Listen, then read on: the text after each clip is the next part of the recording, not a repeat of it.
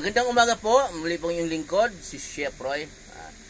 Mga pinopost ko po na biblical, yun. May mga, siyempre may mga nagtataka. Kahit na pinsan ko man nagtataka. Panipost ko lang ng salita ng Diyos. Siyempre, dito sa daigdig, iba-ibang panampalataya. Pag may mag-comment at kukontra, nakakagulo lang daw. Sige po. Pati anak ko sabi nila, Papa, palagi nag-post ng ganyan. Kaya po lahat ng nagtatanong, nagdududa, tungkol po doon, may babasahin po yung lingkod. Pakinggan po ninyo, napakaganda po nito. Para sa lahat po na makakapanood ng video ko ito. Sa Roma 12:1, pakinggan po ninyo, ito po yung sulat ni Apostol Pablo. Kaya mga kapatid, alang-alang sa masaganang habag ng Diyos sa atin, ako'y nakikiusap sa inyo na ialay ninyo ang inyong sarili bilang isang handog na buhay, banal at kalugod-lugod sa Diyos. Ito ang karapat-dapat na pagsamba ninyo sa Diyos. Yan po, ialay daw ang inyong sarili bilang handog na buhay, banal at kalugod-lugod sa Diyos. Ganyan po pala ang ibig sabihin ng pagsamba. Okay, yung pong pupunta ka sa sambahan, sa iglesia, sa kapilya, paglinggo, okay, sumamba nga. Pero hindi po lahat doon nandoon na yung sumamba. Yung iba naman member kasi doon yung crush niya kaya siya sumamba, baka sakali, ganoon. Yung iba naman, purmahan. Sabado pa lang, nagpunta ng salon, pinaplano na yung isusuot niya bukas, purmahan. Wala sa puso niya ang mga salita ng Diyos, sarili niya. Okay. Yung iba naman talaga sumamba.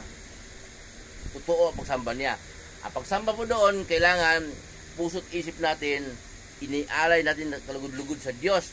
Maganda rin naman yun doon kasi nakikita mo yung namumuno ng iglesia, yung tinatawag na pastor, mga kapatiran, mga choir, nakikita niyo, mga pinili ng Diyos para maglingkod. Tinawag ng Diyos na ikaw ay mag-traffic doon sa parking dahil yung mga sumasamba roon may mga sasakyan mga bubuhatin mo yung tubig, mga naglilinis ng iglesia, ng sambahan. Yun po mga tinatawag ng Diyos, mahalaga po yun. Pero ang ginagawa yung lingkod, ito po yung ulit pong samba.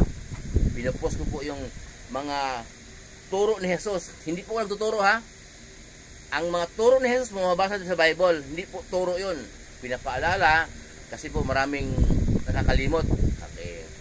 Pinapaliwanag kasi maraming nagbabasa ng Bible, hindi man iniintindi. Okay. Pinatotoo kasi marami talagang baliwala sa kanila ang salita ng Diyos. Okay, yun po, ulit pagsamba yun. Kahit mag-comment pa kayo, sasabihin ko talaga ang turo ni Jesus. Mababasa natin sa Mateo, Marcos, Lucas hanggang Juan. Okay. Yung mga gawa hanggang Corinto, Roma hanggang aklat si Judas bago magpahayag turo at patotoo ng kanyang mga alagad. Inutos niya yon bago siya umakyat sa langit. Kinausap niya ang kanyang mga alagad. Paano ako isinugo ng Ama, gayon din naman isinusugo ko kayo. Okay, kaya pag-akyat ng ating Panginoong Hesus sa langit, tinuloy ng kanyang mga alagad ang pagturo. Pero ang tinuturo po nila, turo ni Jesus. Kung hindi turo ni Jesus ang ating dinidiscuss, Antikristo po tayo.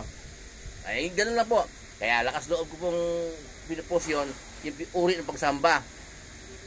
Ang pagsamba po sa Diyos, araw-araw, sa lahat ng oras. Akala nyo linggo lang. Mali po kayo doon. Muli po yung lingkod, si Chef Roy. Pagpapalain po tayo ng Diyos. Ingatan tayo ng Diyos, sasamahan tayo ng Diyos kahit saan tayo pupunta. Pero manalangin po tayo bago tayo umalis.